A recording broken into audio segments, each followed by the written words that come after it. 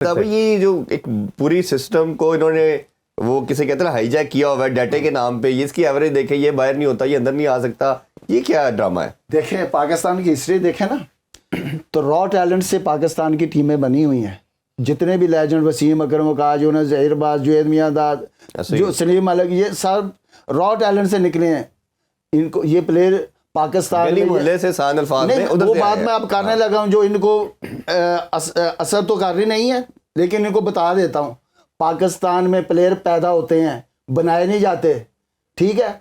उन जब मिल जाते हैं उनको सिर्फ ट्यून किया जाता है, उनको किताबी क्रिकेट पढ़ाई नहीं जाती कि बल्ला उधर से। आप इतने अच्छे कोच हैं, आपके पास एजुकेशनल कोच आपने लगाए हुए ना, तो बाबर आजम शो नहीं करा सके। चले पूरी टीम से कोई बता दे कि आपको मैं कहता नहीं रहा कि पाकिस्तान की टीम 200-250 की टीम है, चाहे टेस्ट मैच में हो चाहे वनडे में हो, ठीक है, क्योंकि आपकी बेस T20 क्रिकेट है, लॉन्ग फॉर्मेट वाली क्रिकेट नहीं है। यही वजह है इंडिया क्यों आगे है। उनकी टीम को देख लें, कोहली वगैरह सारे 50 ओवर भी खेलते हैं, टेस्ट मैच भी खेलते हैं और T20 भी खेलते हैं, और फिर बाद में डोमेस्टिक भी खेलते हैं। डोमेस्टिक तो आपने तो डोमेस्टिक का ये नाम इन्होंने रखा हुआ है डोमेस्टिक, ठीक है। ओवरसीज लीगों से तो आपके प्लेयर सिलेक्ट होते हैं, बिल्कुल ऐसे ही, ठीक है। आपका कप्तान कहते हैं कि जी हमने BPL में और इन्होंने लीगों में बड़ा अच्छा परफॉर्म किया था, ठीक है। और कप्तान भी डमी, और भाई जिस टीम का कप्तान जो है उसको पता नहीं मेरी टीम क्या है, तो फिर ये मैं तो यही कहूँगा ये तो इनके ख्वाब सिर्फ कप्तानी के हैं। हमें कप्तानी मिल जाए, टीम जाए बाहर में, तो वो चली गई है। हाँ, वो चली गई ना। देखिए लीडर कप्तान कौन होता है? कप्तान वो होता है कि जो अपनी मर्जी से टीम सिलेक्ट करता है, ठीक है। उसको पता होता है कि मुझे प्लेयर चाहिए, ये मुझे जितवा सकते हैं। इनको तो ये भी नहीं, ये तो डिबेट तक नहीं करते, सिलेक्शन कमेटी में नहीं बैठ सकते जी, ठीक है। तो ये क्या नहीं, अब ये बात की जा रही है कि कप्तान को सिलेक्शन कमेटी का पार्ट भी होना चाहिए, अब तो खैर वो भी नहीं होता। देखो ये हमने बड़े धोखे खा लिए हैं। देखिए हम यहाँ पे धोखे की बात इसलिए करते हैं क्योंकि हमें थोड़ी सी कहीं ना कहीं फ़िक्र होती है पाकिस्तान की कि एटलीस्ट पाकिस्तान उस स्टेज में ना चला जाए कि कम बैक बड़ा 10 साल नहीं ऑलमोस्ट तो चले गए हैं, हमें जो बॉटम को तो हिट कर ही कई दफ़ा कम बैक के लिए आपको। अब मैं एक दफ़ा यूरोप पे एक हाईवे पे चढ़ा तो एक कट मिस कर दिया, तो उन्होंने कहा जी 114 एक माइल से आपको घूम के आना पड़ेगा, एक कट। मैं कहता हूँ इतना लंबा सफ़र ना हो जाए कि आपको एक कट मिस करने के बाद इतना लंबा सफ़र करना पड़े कि आपके पसीने निकल जाए, तो मैं नहीं चाहता। इसलिए हम ये बात करते हैं कि पाकिस्तान को जितनी जल्दी खड़ा कर सकते हैं खड़ा करें। मैं हर जगह पे यही बात हो रही है कि मोहसिन नकवी साहब को रिज़ाइन कर देना चाहिए। यार देखो उनका कसूर मैं समझता हूँ ये है कि उन्होंने गलत लोगों पे ट्रस्ट किया, ये कसूर है ना।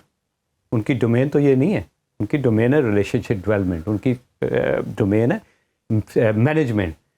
उनको कभी भी इस तरह ग्राउंड के अंदर नहीं जाना चाहिए था जहाँ पे उन्होंने गलतियाँ की। इस तरह का अननेसेसरी प्रेशर नहीं डालना चाहिए था, इतना कहते हैं ना पुड़क के सिलेक्शन कमेटी में इन्वॉल्व नहीं होना चाहिए था। आप देखें बात ये है कि अकाउंटेबिलिटी वो तो कहते हैं मैंने सिलेक्शन कमेटी को फ्री हैंड दिया था, ठीक है, क्यों दिया था, ठीक है, आपने उनको गो एड दे दिया। लेकिन अगर 50 चैनल देखें, चाहे इंडिया के भी कोई चैनल उठा के देख रहे हैं, आप ऑस्ट्रेलिया के भी चैनल, वो भी सरप्राइज देंगे जी स्पिनर क्यों नहीं डाला, अगले 3 स्पिनर लेके आए। पूरी दुनिया बल्कि पूरा पाकिस्तान एक तरफ पे बात कर रहा था, ये सिलेक्शन कमेटी एक तरफ पे थी। अच्छा, एक जॉस बटलर की और इंग्लैंड की मैं बात ज़रूर करना चाहूँगा। जो नेशंस होती हैं, कौमें होती हैं, वो कप्तान जो होता है लीड फ्रॉम द फ्रंट भी करता है, रिस्पॉन्सिबिलिटी भी लेता है। वो हार रहे हैं, बुरा खेल रहे हैं, साल डेढ़ से हम देख रहे हैं 2023 के वर्ल्ड कप से उनकी भी परफॉर्मेंस अच्छी नहीं है। हर ICC के इवेंट में वो भी बाहर हो रहे हैं हमारी तरह। उसने कल अनाउंस कर दिया कि मैं कप्तानी छोड़ रहा हूँ, ठीक है। मैं एज ए प्लेयर अपनी सर्विस देने के लिए तैयार हूँ, बट कप्तानी के तौर पे नहीं। हमारा तो 9 इवेंट हारा है पाकिस्तान पिछले 4 सालों में, 9 ICC के इवेंट हम जिसमें आप देखें तो 9 इवेंट में से ना बाबर की हिम्मत थी अपनी कप्तानी छोड़ने की, दरमियान में अब रिजवान साहब आए हैं। तो ये जो माइंड सेट है कि इधर तो छोड़ने को तैयार ही कोई नहीं, कोई भी किसी जगह पे ओहदा छोड़ने को तैयार नहीं। ये क्या माइंड सेट है, पहले आप बताइएगा। देखें यहाँ हर कोई ख्वाहिशमंद बैठा कप्तानी का, इन्हें मुल्क से कोई नहीं है। देखें ना, इन्हीं मंडोरों से मैं पूछ लेता हूँ जनाब, आपने कहा था कि हम आपको 5 कप्तान तैयार करके देंगे, कप्तान किधर है आपके? तो वही जो नज़र आते हैं, कोई नया कप्तान इन्होंने डेवलप किया। और भाई ये प्लेयर डेवलपमेंट कर सकते कप्तान की, तो कप्तान तो लीडर होता है। तो भाई इनके जो परफॉर्मेंस है ना, 4 दफ़ा तो इन्होंने क्रिकेट बोर्ड में जॉबें की है ना, हेड कोच से ले मिसबाह को ले लें, वकार यूनुस को ले लें, 5 दफ़ा आ चुके हैं तो। सकलैन को ले लें, ठीक है, जितने भी हैं बाकी जो उनका तो मैं नाम नहीं लेता, उनको तो इतनी सर्विस दी नहीं गई, शायद मलिक को या सरफराज को, ठीक है, उनका इतना कसूर तो नहीं है, ठीक है, लेकिन ये तो है ना जिन्होंने सर्व किया हुआ है, और इनकी परफॉर्मेंस तो नील है। मुझे बताएं इन्हों में, चलो सकलैन मसाज से मैं पूछ रहा हूँ, जनाब आप पाकिस्तान क्रिकेट बोर्ड के हिस्सा रहे हैं इतने साल, कोई स्पिनर, ठीक है, मिसबाह से, मोहम्मद यूसुफ से, ठीक है जी, वकार यूनुस से, ये तो अकेडमी में काम करते रहे, कोई बॉलर, कोई फास्ट बॉलर जी। मोहम्मद यूसुफ साहब बता रहे हैं टीवी पे बैठ के जी, बाबर का इतना गैप बन रहा है, गैप तो बाबर का इतना बन रहा है, तो आप 2.5 साल से बैटिंग कोच थे अकेडमी में, टीम के साथ नहीं, एक मिनट, अकेडमी में, तो आप क्या अंडे लेने बैठे हुए थे वहां पे? ये मुझे तो गुस्सा चढ़ता है कि भाई आप प्लेयर अपनी जगह पे है, वो जो उनकी सर्विसेज है ना वो अपनी जगह पे, मैं उनके परफॉर्मेंस के, भाई उनके गैप बता रहे हो तो बताओ, उसको 2.5 साल से आपने उसको कोच नहीं किया, 100 भी नहीं करता। मैं तो कहता हूँ हर लेजेंड एक प्लेयर भी डेवलप करता, हर लेजेंड एक प्लेयर तो पाकिस्तान के पास इस टाइम 20 प्लेयर होते थे। ने ये जो बात की है ना, दिल खुश करता है, ठंड पाती है। नहीं, पता क्या, देखो बात पता क्या, क्रिकेट यहाँ से होती है, नहीं बात, क्रिकेट यहाँ से होती है, यहाँ से नहीं होती। बात पता क्या, ठीक है, ये क्रिकेट पर बड़ा प्लेयर बनना और चीज है, क्रिकेट को समझना और चीज है, यही इनको समझ नहीं आ रही। भाई ये जा रहे हैं बड़े नाम के पीछे, बड़े नाम जरूर हैं लेकिन उनको क्रिकेट की समझ नहीं है। मोहसिन नकवी साहब आप कहते हैं कि इनको बड़ी समझ, इन्होंने आपको मिसगाइड कर दिया। जो आप देखिए मौला अली का फरमान हो, आप भी मौला अली का मानने वाले, उनका फरमान है कि बशीर मरवाते हैं, तो आपको 2 दफा मरवा गए हैं ये। मतलब ओबीसी जो गलतियां अकाउंटेबल करना चाहिए। आप कुछ ऐड करना चाह रहे थे? बिल्कुल, बड़ी ज़बरदस्त बात की आई ने। देखें, आजमाए हुए को कितना आजमाना है आपने। आप अगेन मैं यही बात करता हूँ कि आप ऐसे लोग लेके हैं जिनको रिजल्ट लेने आते हो, जिनका विजन हो, क्योंकि आप चले गए डेवलपमेंट फेज पे है। आप वो जो है ना अपना कि आप जो कप्तान डेवलपमेंट की बात करते हैं या वो फेज जा चुका हुआ है। अब आपने एक चीज, जो आपकी थॉट्स भी बिखर गई हैं, आप उसको आपने इकट्ठा करना है, प्लेयर भी इकट्ठे करने हैं।